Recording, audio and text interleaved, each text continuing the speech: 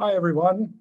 I'm John Cannon, and we are pleased to welcome you to a book panel sponsored by the University of Virginia's Program in Law, Communities, and the Environment, PLACE, and by the Virginia Environmental Law Journal and the Virginia Environmental Law Forum.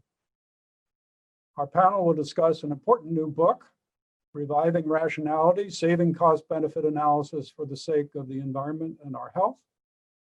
The book is co-authored by Mike Livermore and Revesz.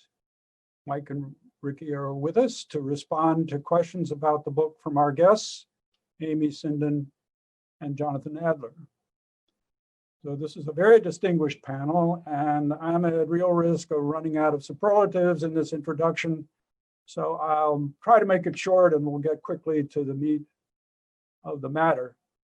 First, our guests, Amy and Jonathan.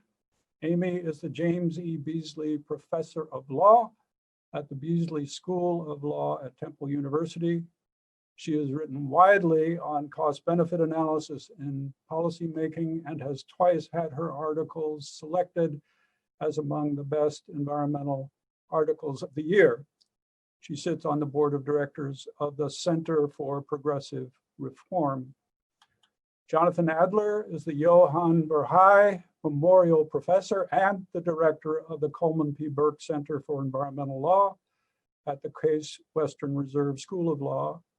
He is the author of numerous books and articles on environmental and administrative law and is among the most highly cited legal academics in these fields.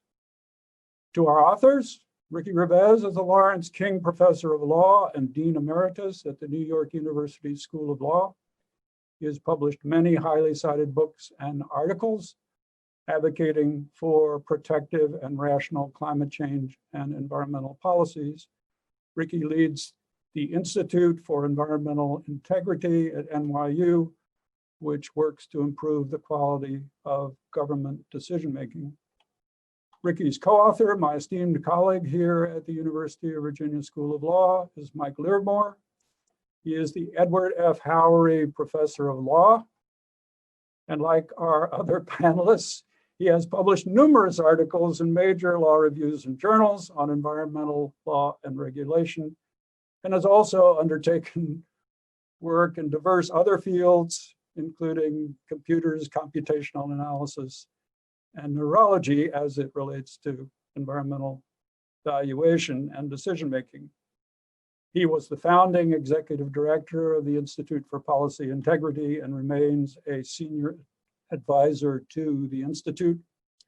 With Ricky, he co-authored Retaking Rationality, the 2008 prequel to the book we're going to discuss today. As we will see, a lot has happened in the regulatory and policy world since 2008, and that will be the subject of our discussion. So we'll begin with an introduction to the book by the authors. What is their argument? What do they hope to accomplish with the book? I'm reserving the right to throw in some questions, but our main source of questions will be from our guests, Amy and Jonathan. We'll also have the opportunity to draw from questions submitted by the audience. So those of you who are watching, please post your questions on the Q&A tab that's on your screens, and we'll pick them up from there. Mike and Ricky, if you will proceed, please. Great. Well, thanks very much, John, for the kind introduction, and thanks to our guests for joining us today, and thanks to the participants for joining us as well. So I'll just speak for a few minutes to briefly discuss kind of the first, some of the arguments of the book and a little bit about our goals in writing it. So as John mentioned, we published Retaking Rationality, which came out in 2008, right at the end of the George W. Bush administration. Very briefly, the argument in that book was that cost-benefit analysis was an entrenched part of the regulatory process in the United States, and that the political dynamics around cost-benefit analysis were not particularly productive, in part because many progressive groups had removed themselves from the conversation about how cost-benefit analysis ought to be conducted. And so we argued that cost-benefit analysis should be seen and should become a neutral tool for policy analysis, not something that is kind of used from one side of the perspective. And at that time, the cost-benefit analysis was frequently associated with an anti-regulatory bent. So that was 2008. What we do in this book is essentially update us to the current moment, and much has happened, as John said. So we in several chapters we cover the is that during the Obama years, the president and the Obama administration more generally was able to achieve a new kind of synthesis that merged respect for cost-benefit analysis, that merged respect for expertise and evidence with a progressive regulatory agenda. And that this was a major accomplishment. I was building on earlier efforts, including during the Clinton administration, but the Obama administration was really a kind of a new level of this, achieved this new level of the synthesis.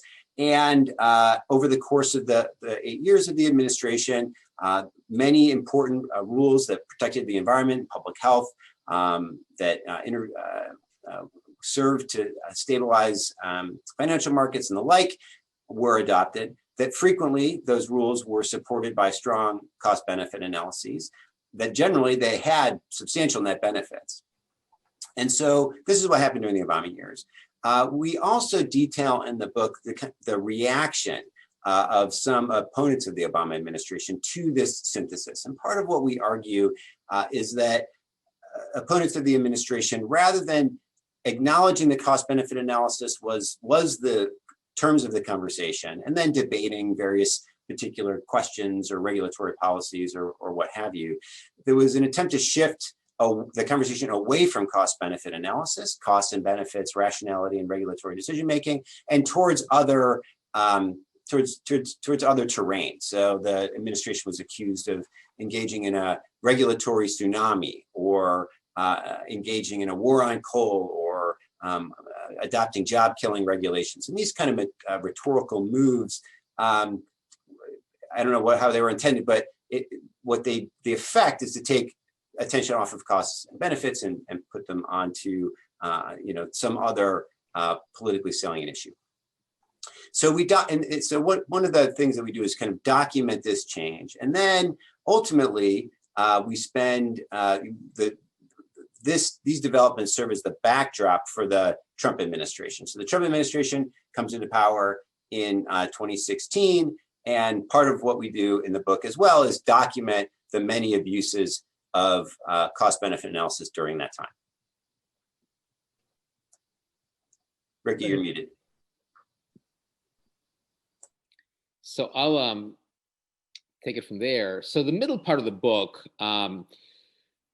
categorizes the analytical failings of cost-benefit analysis in the Trump administration in some detail. And rather than to tell you about this chapter by chapter, which would be boring and would take way too long, I'll give you sort of two paired examples. So I'm going to talk about 4 regulations to show both that the analytical techniques of the Trump administration followed were totally outside of not just the mainstream of economic analysis, but a lot of this stuff was something that no respectable economist would say was even plausible. But then, in addition to doing that, they didn't even act consistently across regulations, so that what essentially happened is that they picked whichever side of an argument supported a deregulatory bent, and didn't even worry about the fact that they were picking different sides of arguments for different regulatory proceedings. So one example, so one of the things that got a lot of attention was the Trump administration's treatment of co-benefits or indirect benefits. There's well-established economic approach to cost-benefit analysis that says that benefits, whether direct or indirect, should be taken into account in analyzing the effects of regulation. And this is essentially embodied in Circular A4, which is the guidance to agencies on cost-benefit analysis that dates back to 2003 in the George W. Bush administration. But basically, the consistent federal agency approach of looking at co-benefits dates way back to the Reagan administration and all the way to the George W. Bush and all the way to the Obama administration. So the Trump administration first called this into question in a very visible way when it reviewed the decision that had been made by the Obama administration that the regulation of hazardous air pollutants from power plants was appropriate and necessary. This is a regulation that had enormous net benefits. The net benefits range between $36 and $90 billion. The costs were $9.6 billion. But it turned out that of the quantified and monetized benefits, the bulk were co-benefits. It's not that the direct benefits weren't significant, they actually were, but only a small fraction of the direct benefits could be quantified and monetized because of limitations in analytical techniques. And the Trump administration basically said that it would not look at the co-benefits in deciding whether this regulation was appropriate and necessary, and eventually concluded that regulating the hazardous air pollutants of power plants was not appropriate and necessary.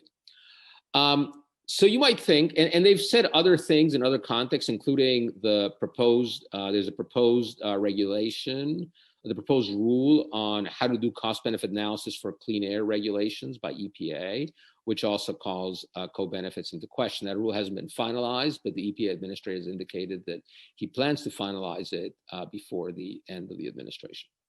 So now fast forward to a different regulation. The Trump administration has decided to significantly roll back the clean car standards, that is the standards limiting the greenhouse gas emissions of cars and light trucks. And this is a regulation that EPA does jointly with the Department of Transportation, which sets corporate average fuel economy standards.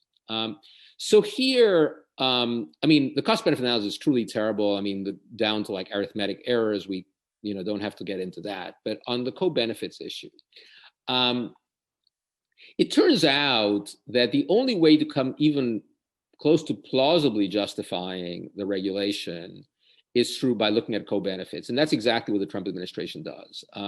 The big numbers for them on the benefits side are on safety benefits from driving cars. I mean, actually, most people think that those benefits are made up, but for these purposes, it doesn't matter. Assume they're real, and now focus on the inconsistency.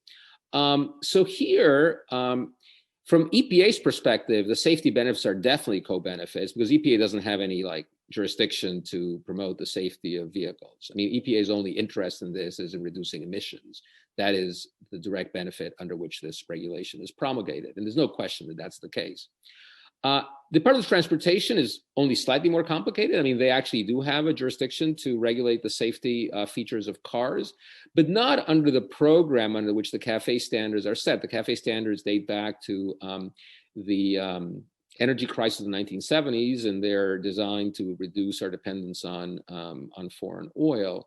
And so the direct benefits are the reductions in gasoline consumption. Safety benefits are plausible, but they're a co-benefit. So here the Trump administration is basically saying, look, in two important regulatory proceedings, we're prepared to take exactly the opposite sides of the argument.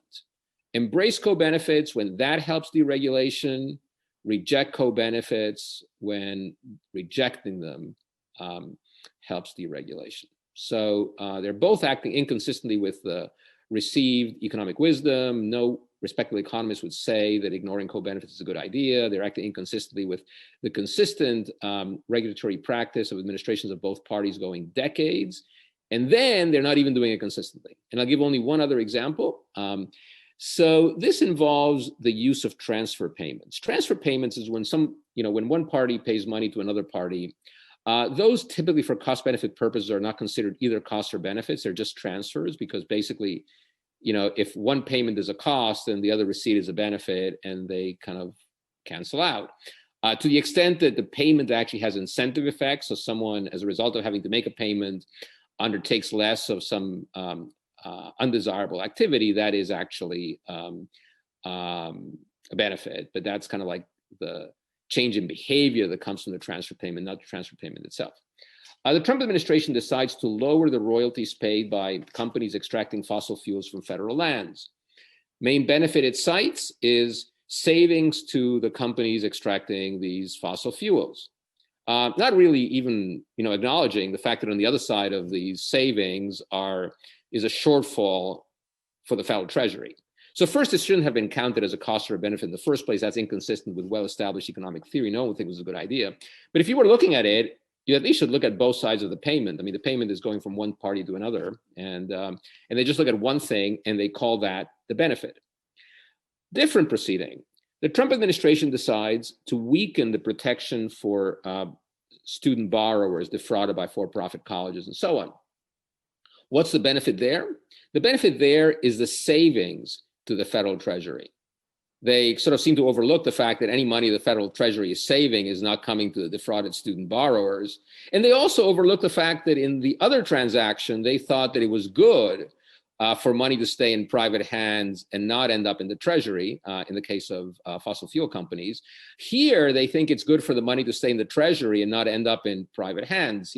If you believe in transitivity, what they're telling us is they prefer coal companies to the federal treasury, and they prefer the federal treasury to student borrowers. So by transitivity, they prefer coal companies to student borrowers. But what's more important for these purposes is the inconsistency in the treatment of transfer payments. Again, both the fact that it's a departure from well-established sort of economic theory, and having departed from that, they can't even do it consistently. They'll take whichever side of that argument helps their the interest groups they're trying to support.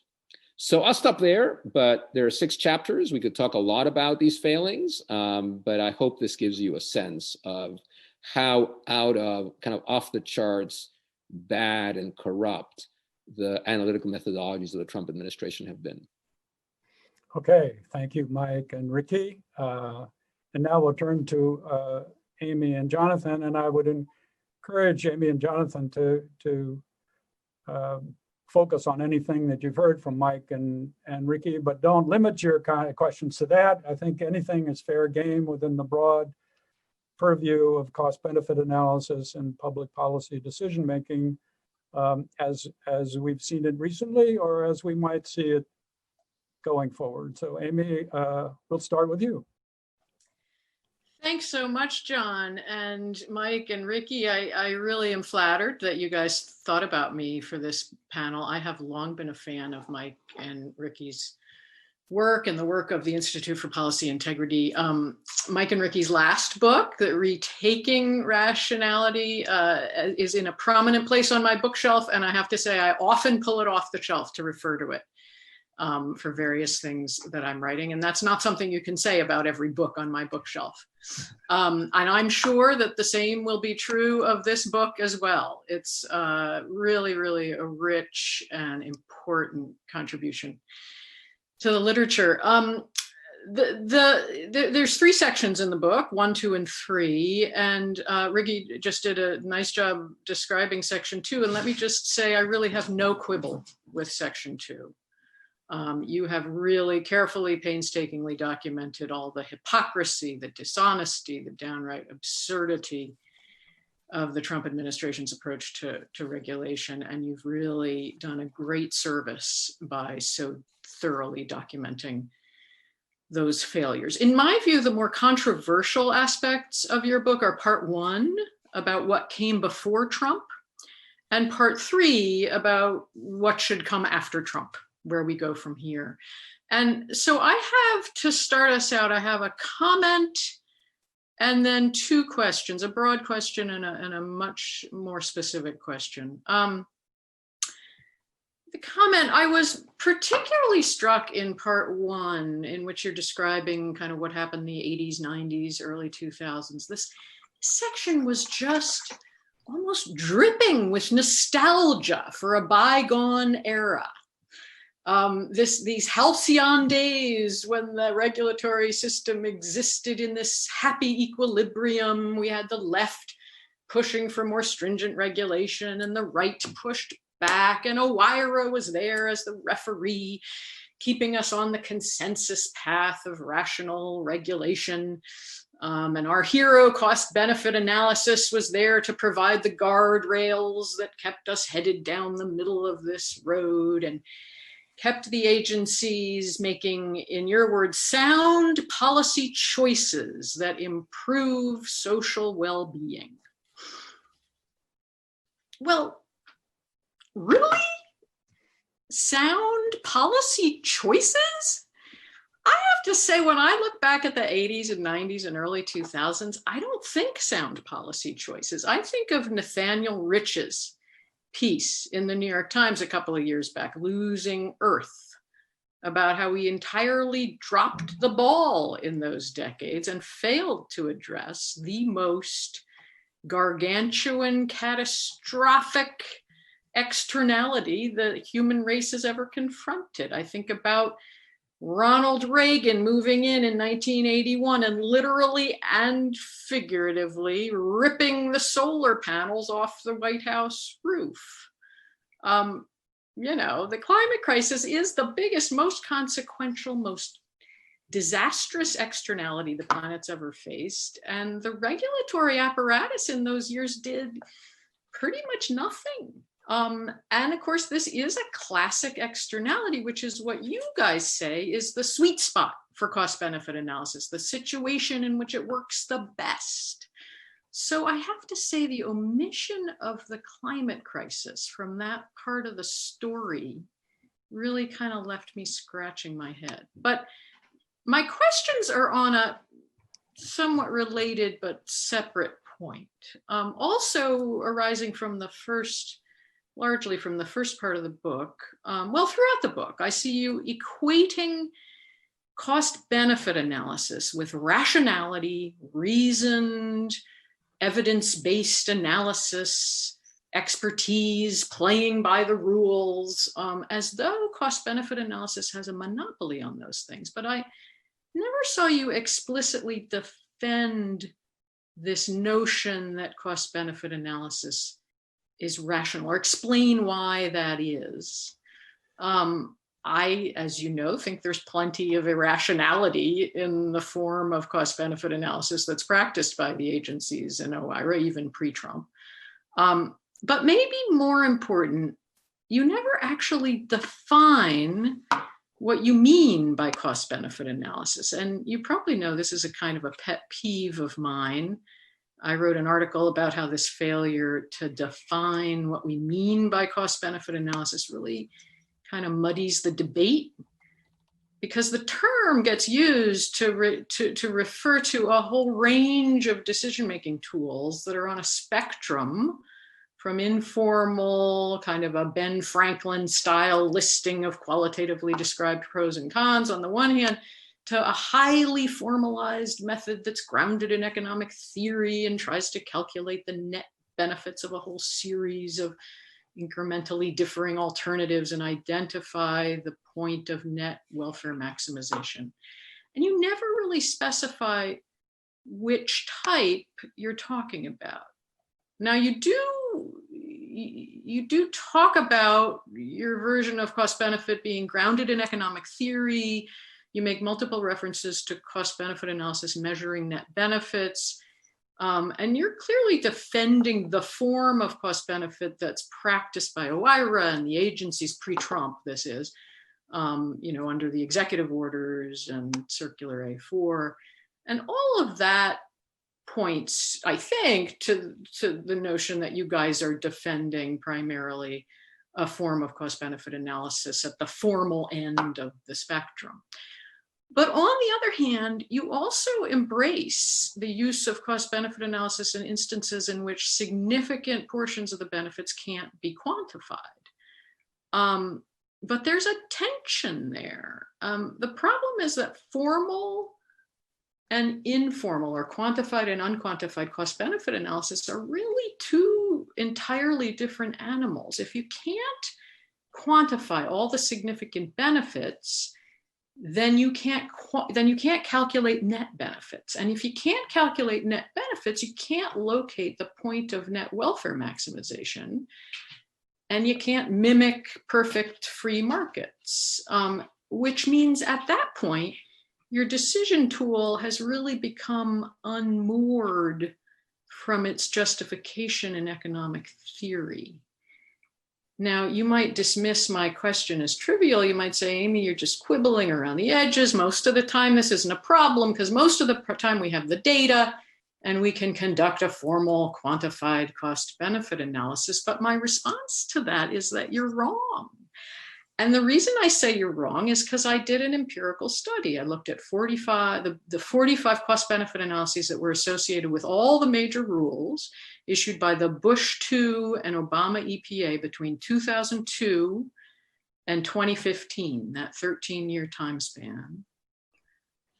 And 80% of those cost-benefit analyses, in 80% of them, whole categories of benefits that the agency itself described as important, significant, or substantial were unquantified due to data limitations. So this problem of unquantified benefits is not just some exception to the rule that rarely happens. It's pervasive. It's the vast majority of the cases. And that's at EPA, where all the regulations are dealing with externalities, which you say is the context where cost benefit works the best. So this leads to my broad question and my specific question. The broad question is, once you embrace informal qualitative cost benefit analysis, haven't you unmoored yourself from the grounding in welfare economics that purported to give you the edge over other tools to begin with?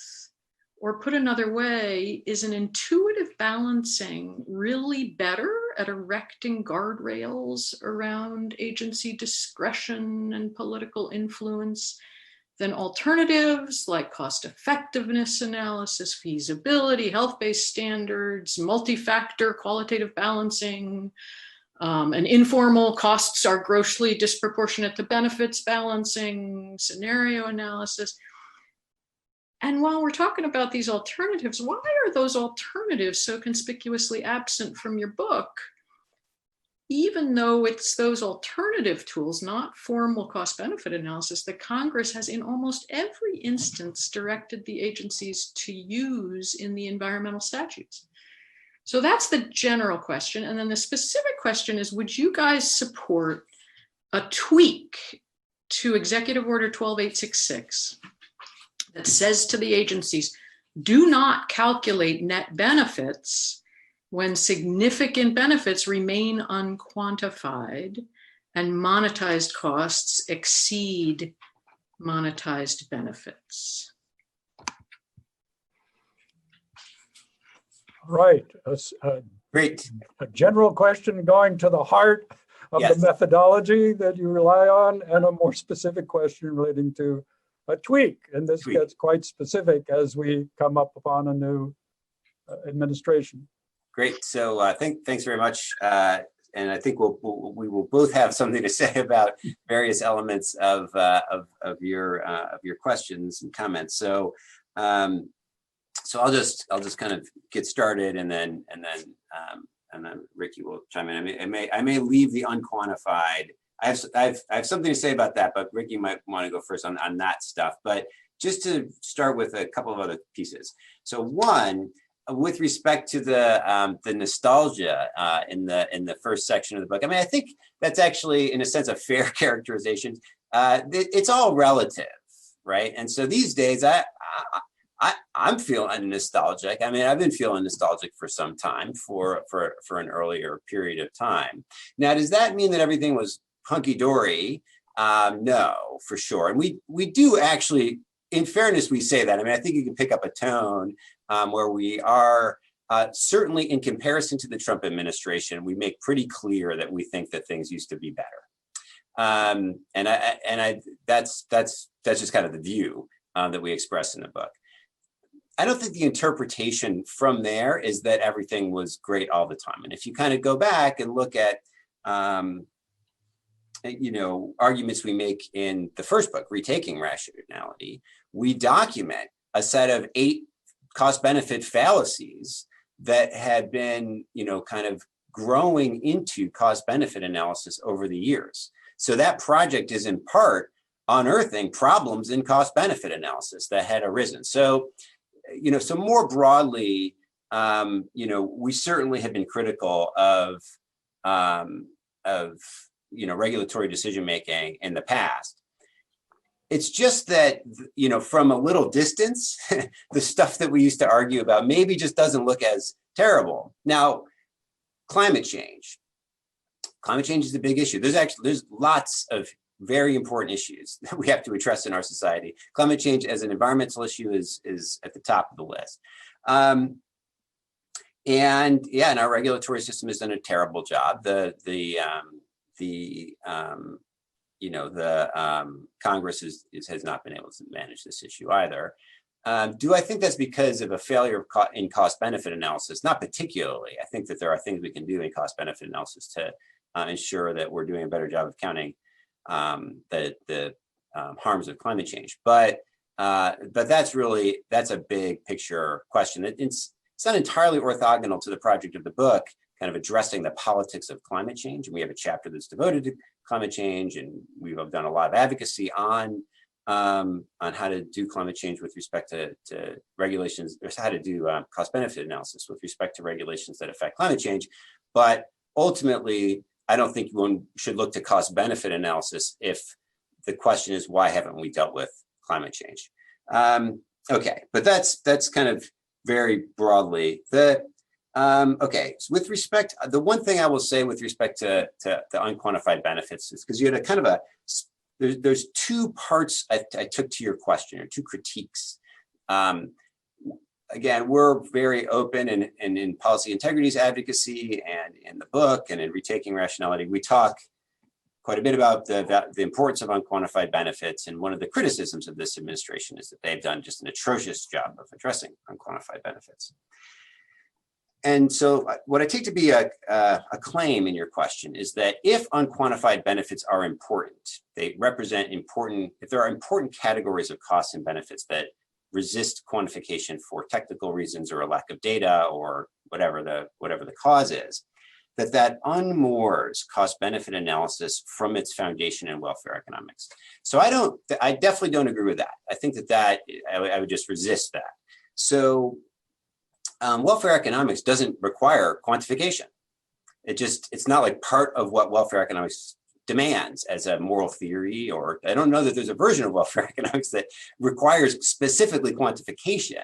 Now, it might be that we. Can I just ask, Mike, how are you going to figure out which of the alternatives is the welfare maximizing alternative? So that's the inquiry. Exactly. So that's the inquiry. It doesn't necessarily demand that. Okay, so we're separating these things out. So there's an inquiry within welfare economics about maximizing human well-being, and of course we have to kind of get a beat on what that means and so on. Now, in theory, if you can express all costs and benefits in a common metric that is welfare, and then make a comparison, you get the welfare maximizing outcome. Now, what do you do when you can't do that, which you can never do? I mean, no one thinks that you can ever fully tackle a question like this. And I think the idea is that you have to use your judgment. Now, but with the inquiry is set within welfare economics, and then you have to use judgment about, what you think the various factors are. Now, you might not be happy about that. You might think that we would be better off engaging in other kinds. Just morally, you might think that maximizing welfare isn't the right thing to be maximizing. So you might be a Rawlsian, or you might be a libertarian or something else, in which case you just think we're doing the wrong inquiry. But I don't think that the difficulty of quantification, it counts one way or the other, because at the end of the day, Rawls wants you to do maximum, and how are you going to quantify, how are you going to decide who's the least worse off person in society and what kind of rules now everything requires some judgment. I'm going on. So let me just get to the other kind of part, which I think is actually the more powerful part of your question. Personally, just what I take to be, so the issue I think is it a good guardrail in light of the fact that you have to exercise judgment like this? So we can't separate out cost benefit analysis and say, this is the the more rigorous approach, because there's always going to be judgment. I think take your claim to be in part that there's always going to be some element of judgment because unquantified benefits. And how does it compare to feasibility and some other alternatives? So I think there's a again, I got to wrap this up, but what I'll say try to say quickly is a couple of things. So one is we have the system of cost benefit analysis that's been in place for, at this point, 4 decades. There's a huge established methodology that's built up over time that amounts to something like a common law of how to do cost benefit analysis. So now it's not the law, it's just a set of practices that have been developed over time. Can I just break in? It's not the law, Right, Mike. And the statutes mostly say feasibility. And that's also been in place for 4 decades, and we have an established method and so on and so forth. So, well, okay, but is that you guys aren't talking about the alternatives. We're not really focused on the alternatives in this particular project. Now, why is that? Well, I mean, again, you can't talk about everything. And in terms of a systematic approach that has been used across the administrative state, that's embodied in executive decision making. You could talk about. I'm going to put the question of the statutes because, for the most part, these days the Supreme Court is interpreting a lot of these statutes to look something like, "Hey, you guys ought to be doing cost benefit analysis." Can I chime in? Yeah. So, just want to, I want to make sure we have time for Jonathan's comments and be able to respond. I don't want Jonathan. We're going to get to him in a second, but. Yeah, so I want to have a chance to respond to Jonathan. So I want to say a few brief things. Mike said a lot of stuff. In terms of the climate crisis, this is a huge failing of government. And we actually explain that one of the problems with the way that OIRA review is done is that it basically responds to rules that have been sent. It's never proactive. It hasn't been proactive. We've written a whole piece about how OIRA should take a more proactive rule at looking at agency inaction. OIRA has traditionally reviewed agency action, not agency inaction. The problem with the Bush administration was not that it was regulating climate change, it just wasn't doing it stringently enough. The problem was that it wasn't regulating climate change, even though there was this famous document out there that it inherited, the Cannon memo that said that that greenhouse gases should be regulated. So this is a problem of agency inaction, and we have not had good tools for dealing with that. Mike and I have written about it. I hope the next administration actually tackles that, but that's a failure for sure. It's a different failure. In terms of these other things, cost effectiveness, feasibility, Mike and I have written about this stuff. We just didn't write it in this book. Now, why didn't we write it in this book? Well, you can't write about everything. I mean, I've written a lot of things. Every time I wrote something, I had to put my collected works into that. It would be sort of hard. But a few things, cost effectiveness analysis. I mean, that only has meaning if the goal is set. If you want to basically say, look, we should not expose anyone in the country to more than a 1 in a million probability of dying from exposure to this contaminant, cost effectiveness analysis would tell us what are the best ways of getting there. It wouldn't tell us that 1 in a million was the right standard. Maybe it really should be 1 in a billion or 1 in 100,000 or some other number. And cost effectiveness analysis does not answer that question. Feasibility analysis, we've attacked it. I mean, it's flawed on many grounds. First, it protects existing industry. I mean, in some cases, it says, well, what can they afford? And will go as far as they can afford. In many cases, they shouldn't be in business. They shouldn't be there. And so, we're protecting some. So when I was growing up, I used a mercury thermometer. My mother gave me a mercury thermometer to take my temperature. It would be crazy to say, well, what is the best way of manufacturing mercury thermometers? We shouldn't have them. They shouldn't exist because digital thermometers do a much better job at, much less risk. So, and we've, written extensively about this stuff. Disproportionate cost and benefits. Well, that raises the question, well, how disproportionate? And do we have to, quantify them or not? I mean, we've written extensively in this area. This book is not about that. I don't, like Mike, I don't think that the existence of unquantified benefits are a problem. We have a whole chapter criticizing the Trump administration for equating unquantified benefits with speculated, insignificant, or uncertain benefits. We say this is just wrong, and it's inconsistent with economic theory, and it's inconsistent with the standard practices of administrations for 4 decades and Circular A4 and everything else. So I think we actually, we agree with you a fair amount. I mean, in fact, maybe, in your like dichotomy between Ben Franklin, who like does everything qualitatively, and someone who insists in perfect quantification, we're kind of like in the middle. We're not quite where you are, but we're not quite in the other side either. And that's where we happen to be. So I'll stop there. Okay, well, I'm sure Amy has more to say, but we'll come back. Yeah, I have plenty more to say, but it's Jonathan's turn. Sorry. It's Jonathan's turn. Okay. Well, first, thanks, guys. I'm happy to be part of this conversation. It's always fun to engage with Mike and Ricky's work. I guess a commenting question I'd want to make. One, I'm not going to try and defend the Trump administration for multiple reasons, but I do think, as a general commentary on it, we do want to be careful about ignoring the role that statutory authority and existing legal baselines should play into how we think about the costs and benefits of changes or deviations from the status quo. And I do think that in some cases that does affect how we think about things like co-benefits in particular contexts. And I also think that if we're looking at the Trump administration and we're looking at what they're trying to do, no one thinks that they're trying to maximize the net benefits of government regulation. They were quite explicit that they were coming in with a deregulatory agenda. That's what Trump campaigned on.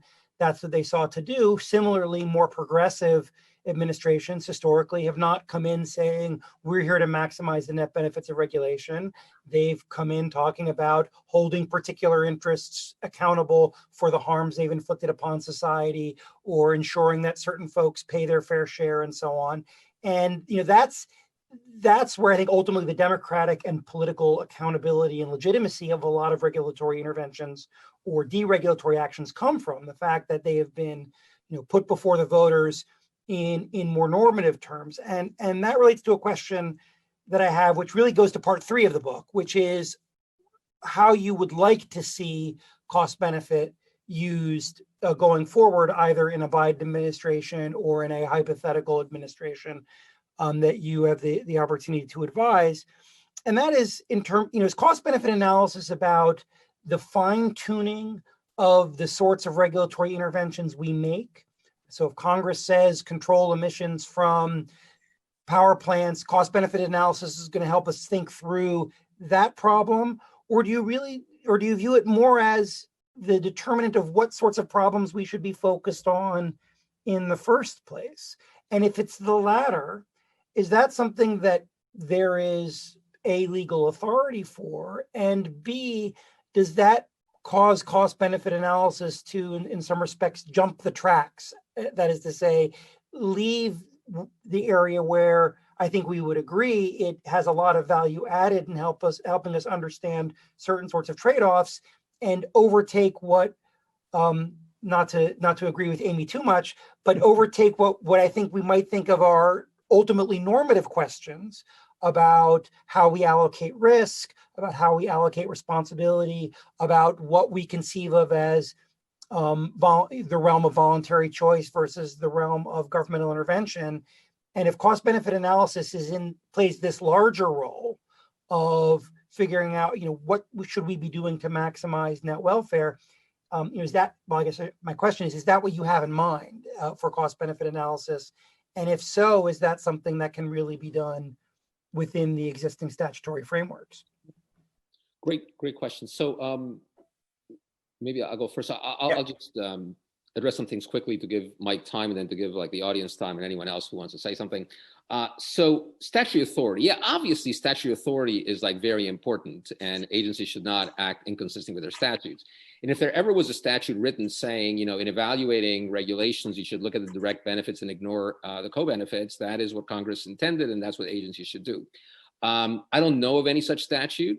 And in fact, what I do know is that the Supreme Court and the DC Circuit, which are the two courts that have, are most influential in this regulatory area, are moving in the direction of saying, well, regulations that do more harm than good are a violation of the Administrative Procedure Act and so on. And so, we have to figure out whether regulation does harm or does good, and all of the consequences should be considered. But yes, if there ever was a statute that was explicit about this, we should follow it. I just don't think that you know, I don't think the Trump administration was saying, oh, you know, we are going to consider co-benefits in the case of the rollback of the vehicle standards, which is good statutory authority for doing that, and we're not going to consider them for the mercury and air toxic appropriate necessary determination for some different reason. I think there's something else, you know, going on, which we've discussed in the book.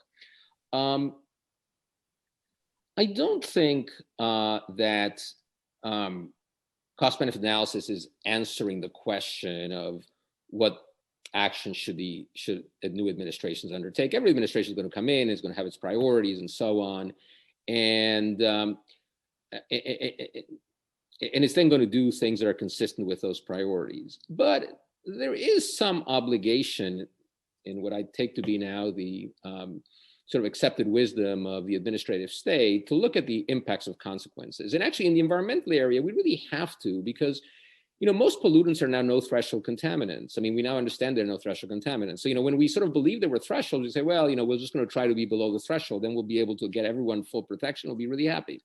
But, you know, we understand that science has evolved to make clear that's not the case. And also, we also understand that there are more sensitive populations. And even if for some individual there was a threshold, there's going to be a more sensitive individual for which that threshold will not provide protection and so on. So we have to sort of figure out where to stop. And it's not going to be zero, or else, you know, we're not going to have essentially, you know, any of the activity that we have in our country. At least it's not going to be zero across the board. It might be zero with respect to some particular decision. So we have to look at consequences. And obviously, if we can reduce lots of risks really cheaply, we should do it. And if somewhere else it's extremely expensive to reduce risk by that amount, maybe we should reduce those risks less and reduce more the risk that we can reduce very cheaply, because then we'll sort of have bigger risk reductions at lower cost. And these costs are borne by people. I mean, the benefits are also accrued to people. It's all people. I mean, it's so we have to look at these things. And I think the absence of thresholds makes it to some extent inevitable. One last thing about the Trump administration. Yes, I was involved in various debates with people, including Naomi Rao when she's the OIRA administrator. And she, you know, I think when pressed, I mean, I was on panels with her and, you know, I pointed out a lot of the stuff to her in panels. She would say, well, but at the end of the day, you know, we believe in freedom and what we're trying to do is protect freedom. And my response to her was, your version of freedom is exposing people to involuntary risks that are going to kill them. Those people, that is the freedom for those people. You only believe in the freedom for the people imposing the risk. You ignore the freedom of the people on whom externalities are imposed. And frankly, there was no response to that, because I don't think there is a plausible response to that. That is not a plausible version of freedom. And I pointed out this was, you know, totally foreign to the kind of freedom that FDR talked about. We talked about the four freedoms that the founding fathers talked about and so on. So that's kind of my take on it. Yes, administration can have priorities, but calling this freedom is just morally reprehensible. So I agree with that. And just to kind of add an addendum to this. So I don't actually think, I don't know that I agree fully that, you know, the Obama administration, the Bush administration, the Clinton administration, the Reagan administration went and said, what we want to do is deregulate or regulate. You know, they would provide a series of explanations for why they would want to do that, right? Like they might talk about freedom, they might talk about, you know, responsibility or whatever. They'll use various types of normative frames. But if you look at their executive orders, what they say is we want to maximize net benefits for the public. They speak the language of general well-being, right? And that's the Reagan executive order, that's the Clinton executive order, which was left in place by the George W. Bush administration. That's certainly the Obama administration's executive order. John Graham would talk that language. George W. Bush's OIRA administrator. Cass Sunstein would speak that language. You know, Barack Obama's OIRA administrator. Doug Ginsburg would speak that language. Reagan's OIRA administrator. So I think this is where the Trump administration departs, is actually in invoking these alternative normative frames without, and just kind of accepting at some level that their policy agenda isn't going to maximize well-being for the American public. I mean, if you ask Ronald Reagan or certainly Doug Ginsburg, do you think that deregulating is going to be a good thing for the American public in terms of its well-being? They would say, yes, government's regulating too damn much. We need to deregulate. And that's what's going to be good for the American public. And Bill Clinton would have a different answer about what's good for the American public. But they would use this language of well-being, and ultimately the methodologically they end up with cost-benefit analysis and welfare economics. So I think that's the big normative departure for the Trump administration, is to invoke this other language and either through manipulation or in a few instances just acknowledge that what they're doing is, to the extent that it's justified, is not because it's good for the overall well-being, maybe because of its freedom or some other value. And I think that's a really substantial departure. Okay, so friends, we have exactly 8 minutes left. So Amy, if you have a quick shot, and Another really the specific. last 4 minutes for Jonathan. I have another really specific question about climate change. Do you guys actually think that cost benefit is the right tool to decide how stringently to limit carbon? And I ask this because you seem a little ambivalent in the book. And of course, this is also a place where there's some staunchly pro cost benefit voices who have come out and said, it really just doesn't work for climate change. I'm thinking of Jonathan Mazur and Eric Posner. And you acknowledge that Obama's social cost of carbon was considerably lower than it probably should be. Ricky talked earlier about cost effectiveness analysis as an alternative. This seems like a perfect place to use cost effectiveness analysis, right? Because we know what the goal is, right? We don't need cost benefit analysis to tell us how much we need to reduce carbon emissions. We have to lower them as much as we possibly can, as quickly as we possibly can.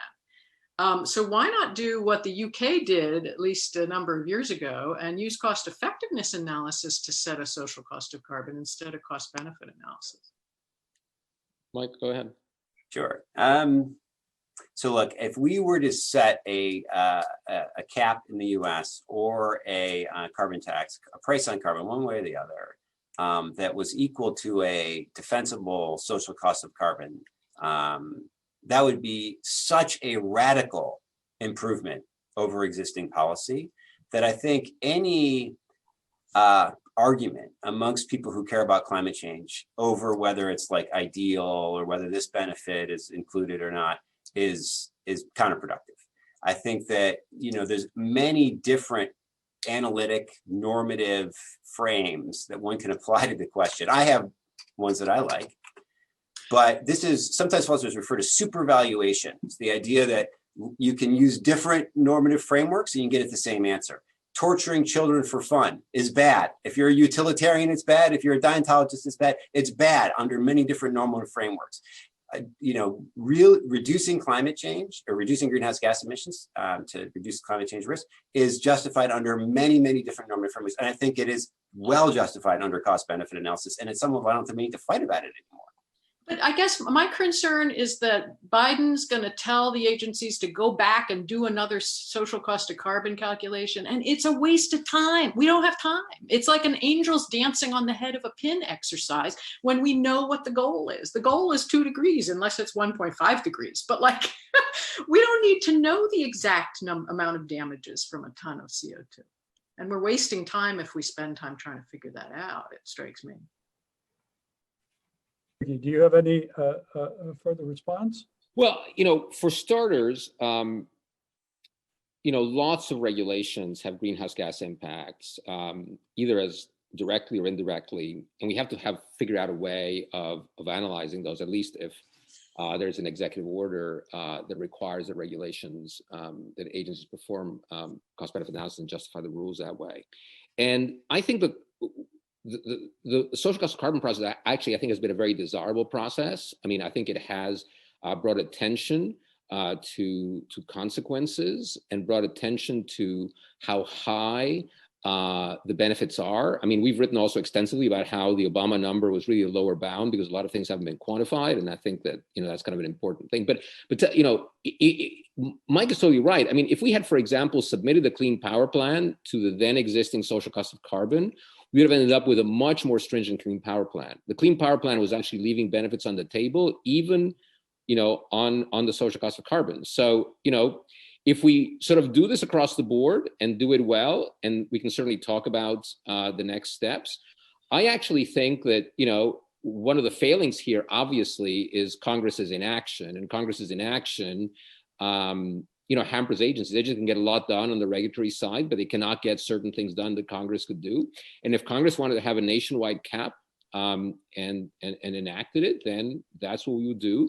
And agencies could then apply cost effectiveness to figure out the cheapest way of achieving that cap. But unfortunately, we don't have a cap in place right now. Nor do we have Congress. Last question to Jonathan. Great. Yeah, I want to jump in on that point because I think it relates to a bigger issue, which I know that you know that I have about the project, which is, we don't have a climate change statute. We don't have a statute that Congress adopted thinking about this problem. And instead, we're trying to find other tools that Congress gave to agencies that are headed by unelected officials to address this problem through co-benefits or other things. And it seems if that's the road we're going on, maybe we have a story about how that maximizes net benefits with regard to controlling climate change or other things. But it seems in terms of a self-governing polity, it is profoundly undemocratic. And to compound that, right, the Clean Power Plan as promulgated by the Obama administration was likely to have been struck down in court. The Supreme Court stayed it, which was incredibly unusual. And if the Biden administration were to go back and try and do an even more stringent Clean Power Plan, it would be even more likely to be struck down in court. It would take years for the Biden administration to develop it and promulgate it, years for that legal challenge.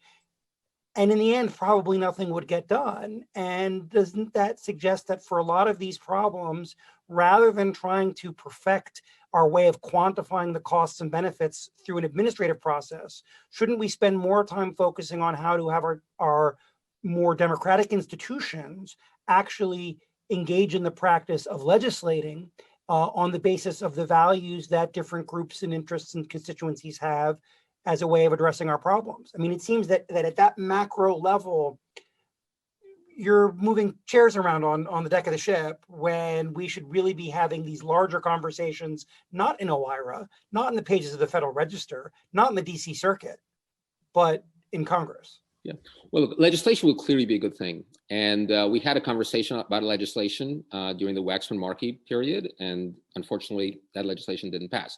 Now, having said that, I don't think there's anything illegitimate about EPA doing it under its regulatory authorities. I mean, EPA has the authority to regulate air pollutants that endanger public health and welfare. Congress explicitly in 1970 did not want to list the air pollutants. It wanted the list to basically evolve as science improved. Congress clearly considered global pollutants. I actually have a forthcoming article that actually John Cannon has read and given me good comments. It turns out that in 1970, there was extensive focus on global pollutants. And it wasn't just like, some random person testifying. It was the sponsor of the bill, the chair of the committee, the leader, the minority leader, the majority leader. I mean, there was extensive reference to global pollutants. So Congress decided to leave the question of what's an air pollutant open so that the agency could adapt it as science evolved. And Congress explicitly considered the existence of global pollutants. There's absolutely no reason why the agency shouldn't. In fact, I think the agency has an obligation, given this level of scientific harm, to regulate greenhouse gases under existing authorities. Now, exactly what form a regulation takes. Look, I mean, regulations do get struck down from time to time, and obviously one has to consider the form. But the Trump administration itself, I mean, has done it in a very weak and ineffective way. But the Trump administration is invoking the Clean Air Act to regulate greenhouse gas emissions. It's doing it through the ACE rule, which is actually a very undesirable rule, but nonetheless actually takes the position that greenhouse gases are air pollutants for the purpose of the Clean Air Act and they endanger public health and welfare. Same thing in the rollback of the car standards. It has car standards. So it is, again, acknowledging that greenhouse gases are air pollutants and endanger public health and welfare. So, I mean, this shouldn't even be a debatable point. Here is something that is really important. And on the big question of whether the Clean Air Act is an appropriate mechanism to regulate greenhouse gases, the Obama administration and the Trump administration agree. They obviously did it in different ways, and one was stringent and one was not, and one was well designed, they're better designed, one was worse designed and all that. But on the big questions, they agree. And I think that kind of pretty much closes the conversation. I mean, we can now move forward and decide what are the best ways to do it, how stringent should we do it, and so on. We disagree on the Trump administration's characterization. But Andrew Wheeler. The in his court's been speech clear, that- though. Yeah, but the court's been clear on mobile sources and on stationary sources in UARG. And Mike, I know you were here when Andrew Wheeler spoke and at our conference, and he said quite explicitly the ACE rule is what it is because the Trump administration believes, rightly or wrongly, that they do not have the authority under the plain language of the act to go any farther than the ACE rule does. And when I asked him, should they do more, he said, if Congress gives us the authority to do more, we will do more. But the bigger picture is, right, is that we all recognize, I mean, we agree on this call, and everyone think on that this is a huge problem. But the idea that we're going to address it by ratcheting down NACs and capturing the co-benefits there and ratcheting down this and capturing the co-benefits through an administrative process rather than through democratic deliberation is something that I think we should be concerned about. Well, it's a bit, it's a big problem, but one of the political parties doesn't think it's a big problem, and that is a big problem. Mm-hmm. In the meantime, we have an agency that has a statutory authority to do things, and they might be suboptimal, but they are moving the dial. And obligation. The agency has an obligation to move the dial when it can. And if Congress someday ends up in a different place and one of the parties decides that this actually is a big problem, which it is, then there'll be like a good discussion in the halls of Congress. Right. But in the meantime, the agency has an authority to not just authority, has an obligation to regulate this stuff. And so, okay. All right. So I'm getting a message from our webinar commandant that I should wrap it up if I can. And it's too bad to intervene in this conversation because it's clear that we have a lot more to say that would be interesting and fun, but we are out of time, and I want to take the opportunity to thank all of you for joining us, all of our panelists and all of our audience, and this won't be the end of the discussion, surely. Sure. So thank you very much. Thanks, everybody. Thank you. Thank you all, and thank you, Jonathan, for leading us through this discussion. This is a great occasion, and I appreciate Thank you, John. Thank you so much, John. And thanks, Mike and Ricky, for the book.